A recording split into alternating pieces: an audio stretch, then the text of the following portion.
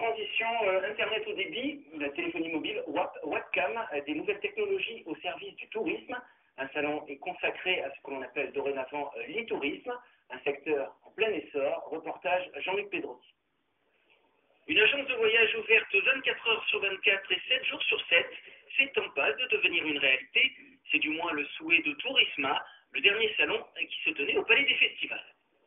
Donc l'idée est venue il y a 4 ans, entre la Chambre de commerce et la Télécom Vallée que je présidais, et était venue donc de mettre ensemble ces deux métiers, le tourisme et les nouvelles technologies, pour faire de la région, de cette région et de la France, le pôle mondial d'utilisation des nouvelles technologies dans les métiers du tourisme. 1200 professionnels se sont donc retrouvés afin d'échanger leurs idées, et apparemment on n'en manque pas, comme ce traducteur instantané qui à terme vous suivra absolument partout.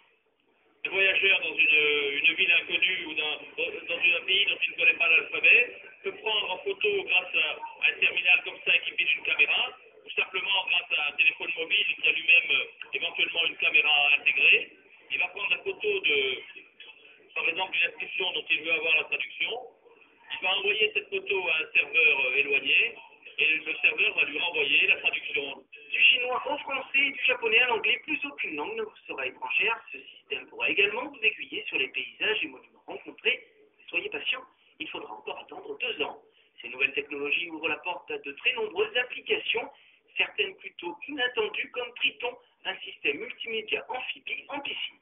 Le but, c'est en fait que l'utilisateur soit en toute sécurité, en immersion réelle et virtuelle, afin qu'il puisse se rapprocher le plus possible des sensations qu'il aurait en pleine mer. La cible, c'est vraiment le grand public qui n'a pas l'occasion de plonger, qui souhaiterait vraiment franchir le pas, de plonger de manière virtuelle, mais également déjà dans l'élément liquide. Offrir de nouveaux outils de communication au secteur touristique, un marché porteur en termes d'emploi.